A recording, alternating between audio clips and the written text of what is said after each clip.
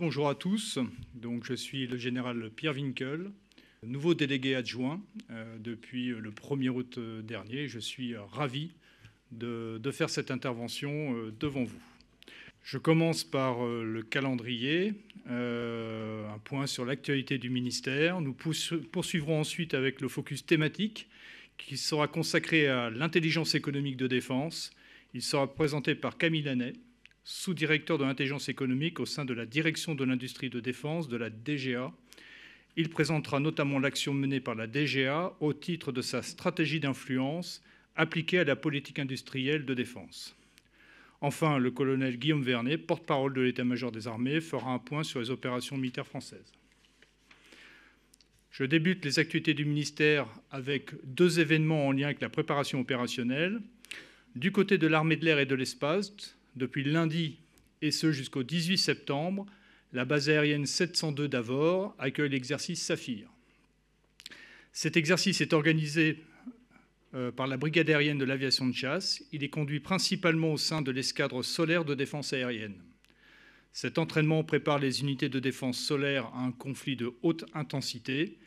Il leur permet également de tester la disponibilité opérationnelle du système de défense solaire Mamba. Le Mamba est capable d'intercepter un large spectre de menaces aériennes dans la moyenne portée, allant des avions aux missiles de croisière en passant par les drones. L'exercice Saphir est une véritable démonstration de force et de savoir-faire. Il illustre la synergie entre équipage, mécaniciens, logisticiens et partenaires industriels, indispensable pour l'efficacité opérationnelle, d'autant plus dans le contexte spécifique d'un conflit de haute intensité. Pour plus d'informations, n'hésitez pas à vous rapprocher du CIRPAER et Espace. Du côté de Toulon, du 15 au 19 septembre, les réservistes du service de santé des armées suivront une semaine d'entraînement intensif. L'hôpital national d'instruction des armées Sainte-Anne de Toulon accueillera une quinzaine de soignants militaires de réserve rattachés à la nouvelle antenne chirurgicale composée à 100% de réservistes du SSA. Entre ateliers pratiques, simulations réalistes et cours théoriques, les stagiaires se formeront notamment à la prise en charge des blessés graves au sein d'une antenne de réanimation et de chirurgie de sauvetage. Cet exercice vise également à les familiariser avec le matériel spécifique de cette antenne dans un contexte de montée en puissance de la réserve opérationnelle du SSA. Je continue ce tour d'horizon des actualités du ministère avec l'inauguration du parc photovoltaïque d'Amilly dans le Loiret qui se tiendra le 19 septembre. Sur le site de l'ancien dépôt d'essence des armées à Amilly, le ministère des Armées et le groupe Urbasolar inaugureront une centrale photovoltaïque. C'est la première développée par le ministère dans le cadre du plan gouvernemental Place au Soleil. Ce plan vise à renforcer les capacités nationales de production d'énergie électrique d'origine solaire. Dotée de 17 300 panneaux solaires, la centrale d'Amilly produira chaque année une énergie équivalente à 11 900 mégawattheures d'électricité verte, soit l'équivalent des besoins annuels en électricité de plus de 5 500 habitants. Cette inauguration témoigne de l'engagement du ministère des Armées en faveur du développement durable. Les journalistes souhaitant être présents pour l'inauguration sont invités à se rapprocher du SGA. Je poursuis avec plusieurs rendez-vous culturels. Le 17 septembre prochain, le service historique de la Défense célébrera ses 20 ans au château de Vincennes. Une cérémonie marquera cet anniversaire. Une exposition retracera également l'histoire du service et la diversité de ses missions. Les agents du SHD proposeront également des ateliers afin de partager leur savoir-faire, conservation et restauration des documents, recherche historique, mais aussi gestion et valorisation des collections. Véritable gardien de la mémoire militaire, le SHD rassemble la plus grande bibliothèque spécialisée en histoire militaire d'Europe. Sa collection compte près de 450 km linéaires d'archives et plus d'1 million d'ouvrages. Cela fait du SHD le premier service national d'archives en France. Pour plus d'informations, le SGA est à votre disposition.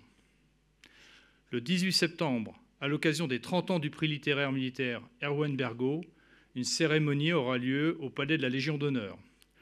Ce rendez-vous réunira des hautes autorités militaires et le monde littéraire afin de célébrer 3 décennies d'écriture, de mémoire et d'engagement au service de la France.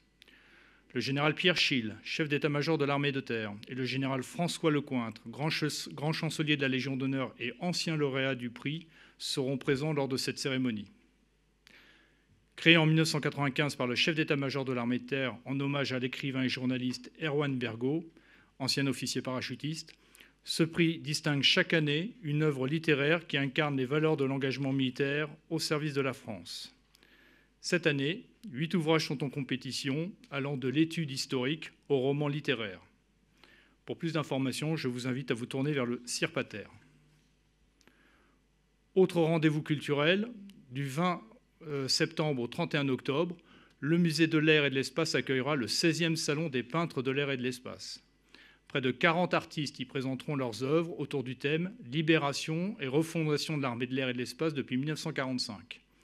Le public pourra ainsi découvrir une mise en perspective historique de l'évolution de l'aviation militaire à travers le regard d'artistes.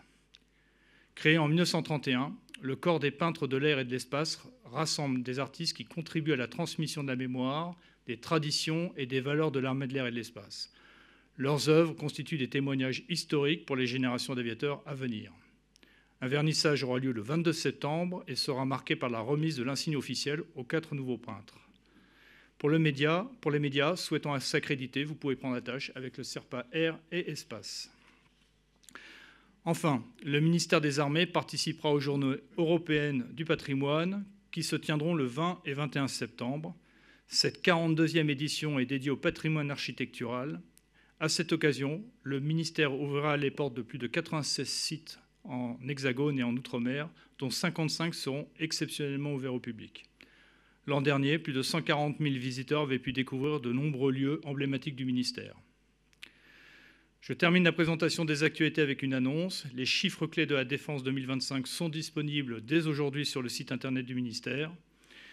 Le ministère publie chaque année ce document pour informer les citoyens sur ses missions, son budget, les hommes et les femmes qui sont engagés au service de la nation, ainsi que les grands axes de la politique de défense, dans une démarche de pédagogie et de transparence.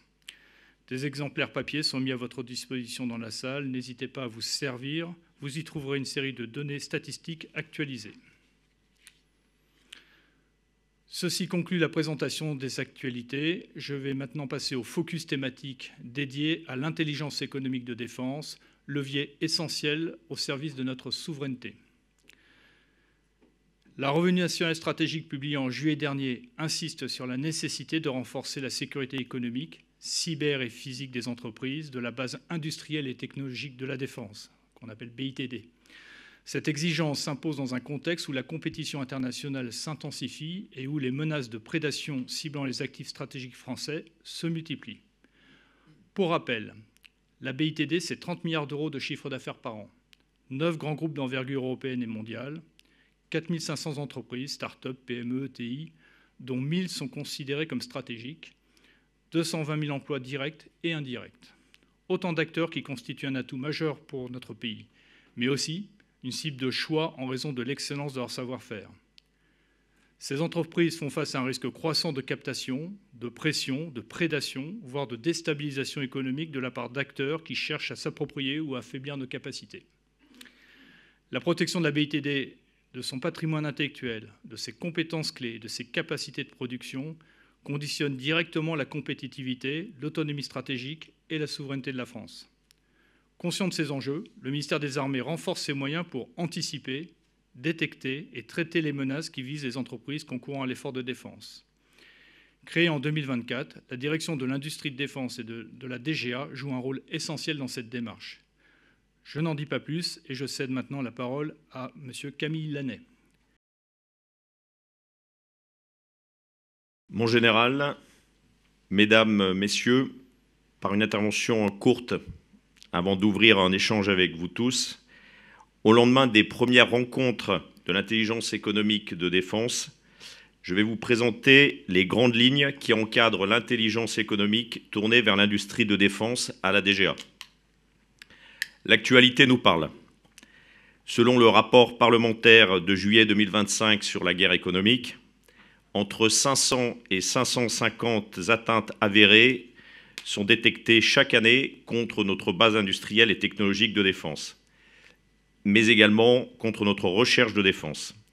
Et qui sont les principales cibles de ces attaques? Nos PME, nos ETI, qui représentent 80% des victimes. Les menaces sont multiples et variées, humaines, physiques, cyber, capitalistiques, juridiques, mais aussi informationnelles. Par ailleurs, nous sommes confrontés à une surcharge de données de qualité et de véracité diverses, dont l'exploitation doit être tournée vers des objectifs opérationnels pour l'État, dans le cadre de la préservation de son autonomie stratégique, en appui du tissu économique. Dans ce contexte, la DGA s'est adaptée à cette situation nouvelle, notamment en créant, dans le cadre de la transformation impulsée par M. Emmanuel Kiva, son délégué général, par la création de la direction de l'industrie de défense, comme cela vient d'être évoqué, chargée de définir et conduire la politique industrielle de défense. En toute logique, dans ce contexte de guerre économique attisée par la guerre armée, l'intelligence économique joue un rôle incontournable et trouve son point d'application prioritaire sur les sujets pilotés par la direction de l'industrie de défense.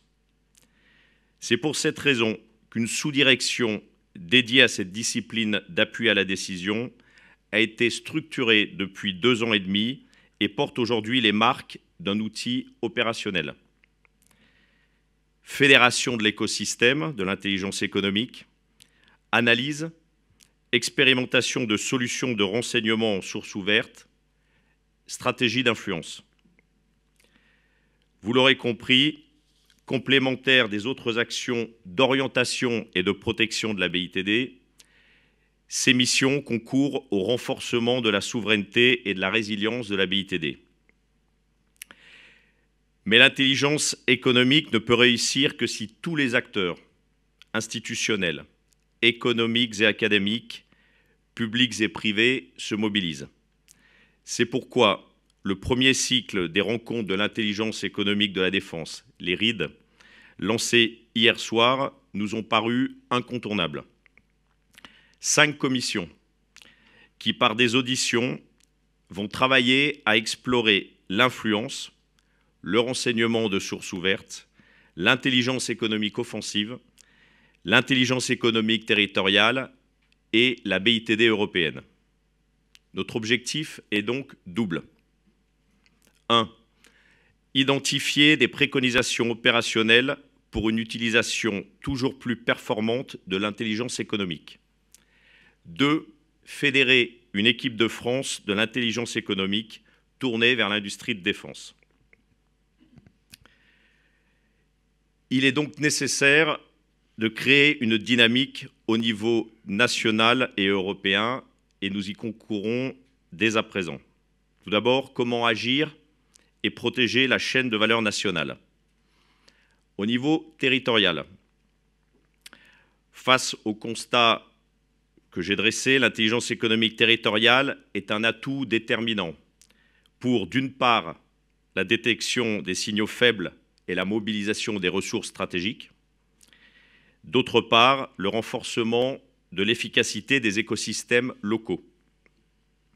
L'articulation des dynamiques locales et nationales se fait en travaillant avec les acteurs locaux issus de la DGA, en particulier le réseau des ZR, les attachés d'industrie de défense en région, mais aussi avec nos partenaires que sont les clusters de défense, les pôles de compétitivité, les élus, les collectivités locales et les autres services de l'État en territoire.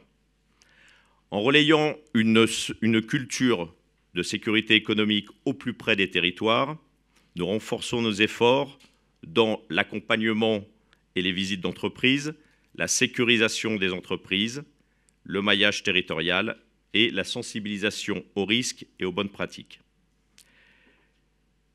À l'échelon national, ce travail se fait en instaurant un dialogue régulier avec les 9 maîtres d'œuvre industriels pour déterminer les actions de protection à mettre en place, en accentuant la coopération au sein de la filière pour protéger et renforcer la compétitivité de la BITD en facilitant l'échange d'informations stratégiques avec l'État.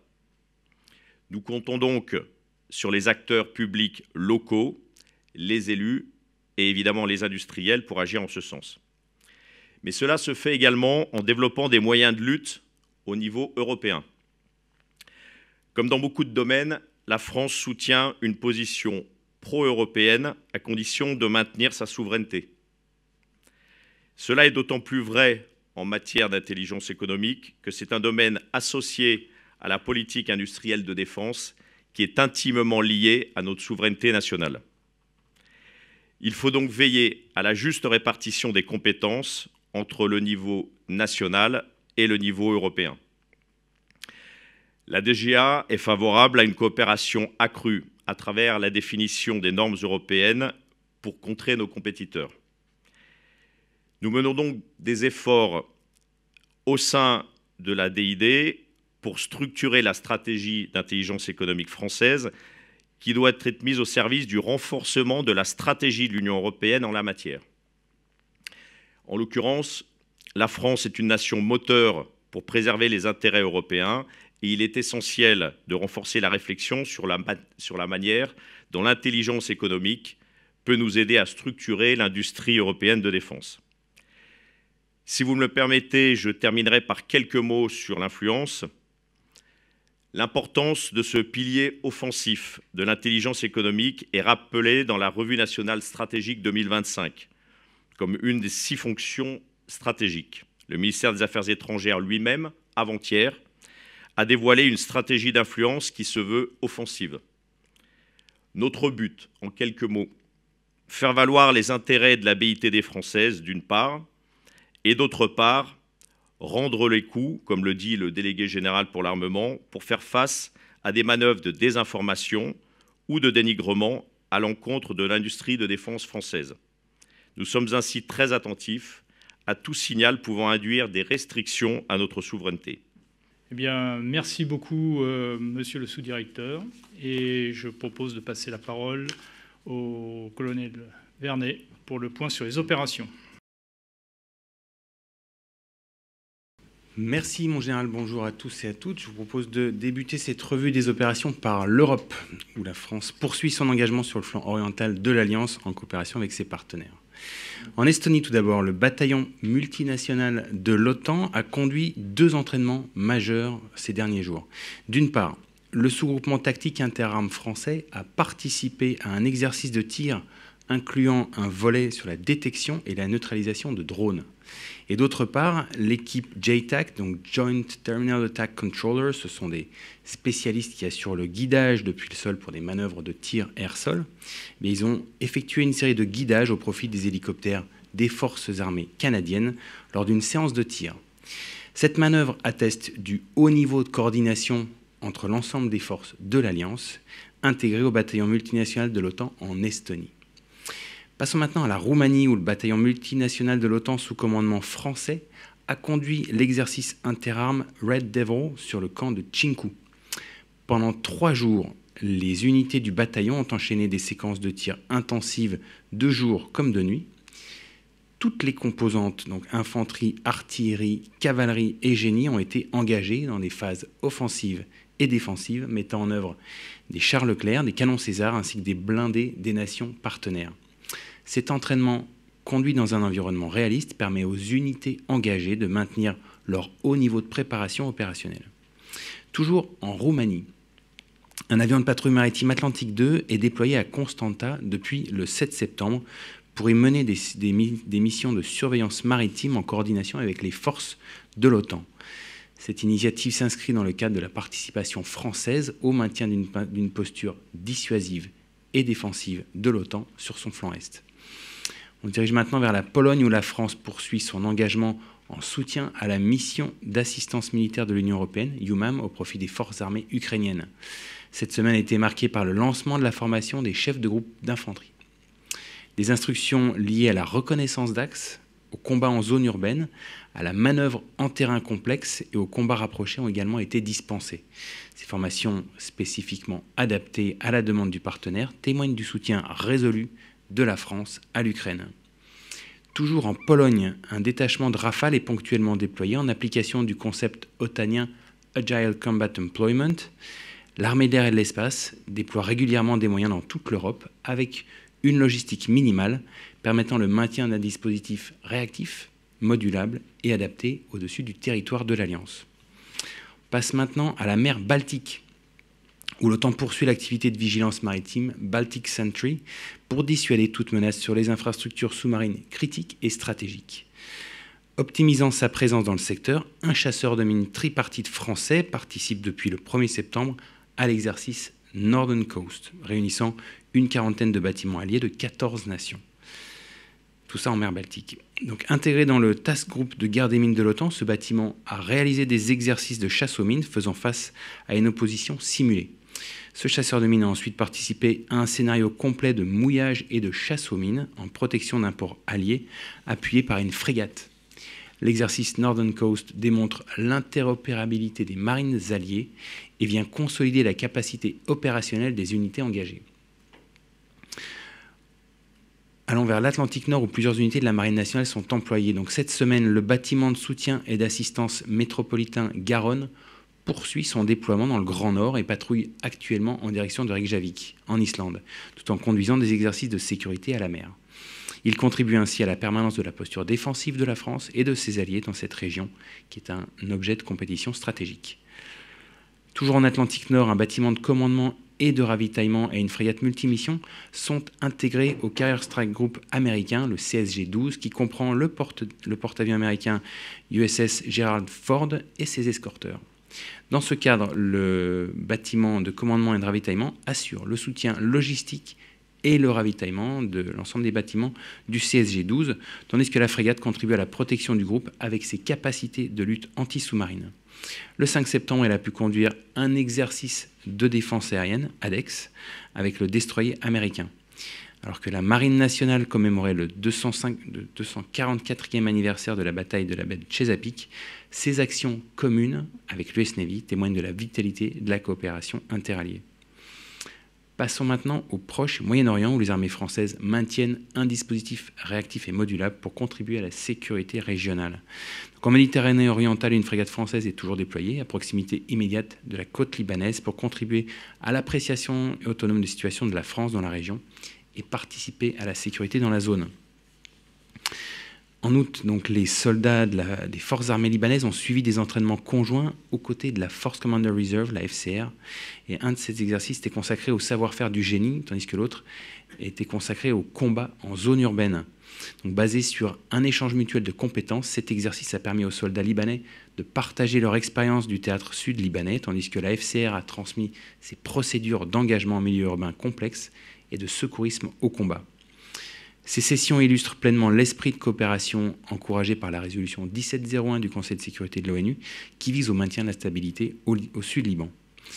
Dans le golfe arabo-persique, une frégate française patrouille en direction du Qatar. La présence de ce bâtiment de la Marine nationale permet d'améliorer l'appréciation autonome de situation et témoigne de l'engagement des armées françaises en faveur de la stabilité dans la région. Dans la Corne de l'Afrique, la France s'engage côté de Djibouti, dans le cadre du traité de coopération en matière de défense, le TCMD. Donc, du 31 août au 7 septembre, les Mirage 2000-5 et les Mirage 2000D des forces françaises de Djibouti ont effectué 21 sorties aériennes. Ces vols s'inscrivent pleinement dans la posture permanente de sûreté et contribuent à la défense de l'espace aérien djiboutien. On passe maintenant à la zone Indo-Pacifique, où les armées françaises s'engagent pour la stabilité et la sécurité régionale.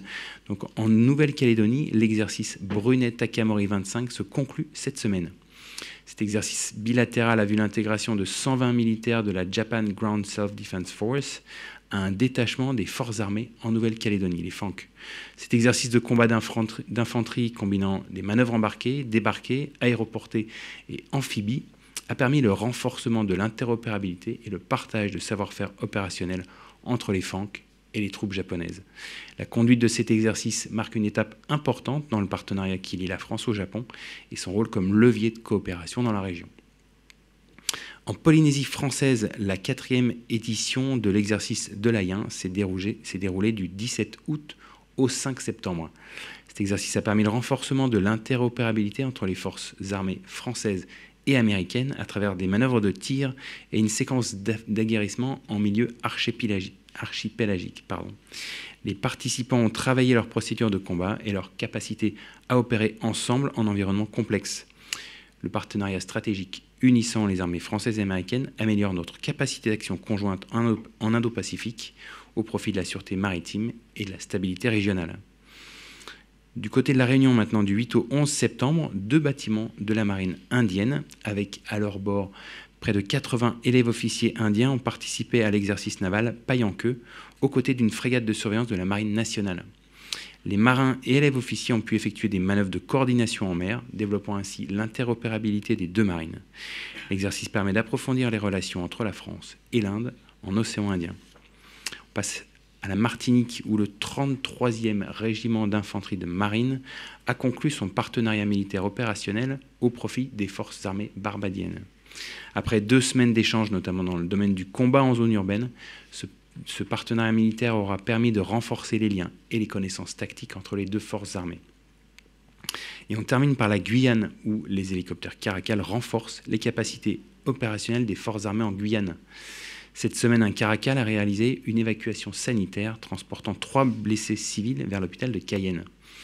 En parallèle, ce type d'appareil est régulièrement employé en soutien de l'opération Harpie de lutte contre l'orpaillage illégal. En forêt, des patrouilles sont menées conjointement par les forces armées en Guyane et les forces de sécurité intérieure pour parcourir les zones sensibles et empêcher la réinstallation des orpailleurs. La semaine dernière, les sapeurs ont détruit 6 puits dans le cadre de cette opération. Les actions menées par les forces armées en Guyane contribuent à la lutte contre les trafics illicites sur le territoire national. Et ceci conclut mon intervention. Est-ce que vous pourriez revenir sur l'exercice en Nouvelle-Calédonie? J'ai pas attrapé au vol le nombre de soldats japonais, et c'est la combienième édition? Ça a commencé quand ce type d'exercice? Alors c'est 120 militaires japonais. La date de la première édition, je vous avoue ne pas l'avoir ici, donc je vous la donnerai, on vous la fournira. On vous la fournira directement. Donc c'est les Japan Ground Self-Defense Force, donc c'est essentiellement l'armée, l'équivalent de l'armée de terre, si vous voulez. Bonjour, j'ai une question sur la Pologne. Vous avez mentionné le déploiement de Rafale en déploiement ACE. Est-ce que ce détachement a été sollicité hier a été mis en alerte, en tout cas, face au survol de drones russes, comme ça a été le cas pour les avions néerlandais, je crois, et italiens? Et par ailleurs, Varsovie a sollicité une évaluation des capacités anti-drones au sein de l'Alliance. Le ministre français des Affaires étrangères, dans un entretien avec son homologue hier, a indiqué que la France était disposée à participer à cet exercice, et le cas échéant à contribuer à la défense de la Pologne. Quels moyens la France pourrait-elle mettre en matière de lutte anti-drone, le cas échéant? Merci pour ces questions. Alors, pour revenir un petit peu sur cet événement, concrètement, qu'est-ce qui se passe dans ce genre de situation? Il faut être capable de détecter, caractériser et traiter, agir, réagir. Et tout ça dans une période de temps très courte. C'est un temps décisionnel qui est extrêmement restreint. Et là-dessus, comme vous l'avez souligné, c'est la Pologne qui a été agressée, mais ce n'était pas un problème polonais, c'était bien un problème qui a lié toute l'Alliance. Et donc c'est l'Alliance qui a réagi. Elle réagit dans le cadre d'un dispositif, d'une posture qui s'appelle air shielding. Et donc cette posture a montré toute son efficacité, puisque effectivement la menace a été arrêtée. Donc la sollicitation de cette évaluation, la sollicitation de Varsovie sur la défense anti-drone, c'est une couche supplémentaire. Donc en fait la défense d'un territoire, c'est multicouche. Donc il faut voir ça du haut vers le bas. Nous avons effectivement en France un certain nombre de compétences qui ont été démontrées notamment pendant les Jeux Olympiques de Paris 2024. La réponse est une réponse globale. On ne peut pas considérer uniquement les drones dans son acception, on va dire en basse couche. Mais c'est bien l'ensemble des couches qu'il va falloir traiter, puisque les menaces en question, c'était de diverses sortes. Pour la question concernant les rafales qui ont été envoyées, donc en fait, on parle rarement des missions ACE, parce que l'objectif, c'est de pour les armées, c'est d'avoir une capacité de dispersion, dilution de nos moyens, compliquer un petit peu les calculs ou les solutions de ciblage adverse en cas d'agression réelle. Donc on n'en parle pas. Là, il se trouve qu'ils étaient présents, ils ont été vus, donc on en parle. Et la décision d'envoyer ces Rafales a eu lieu avant l'agression russe sur Varsovie. Donc en fait, c'est concomitant, mais ça n'était pas...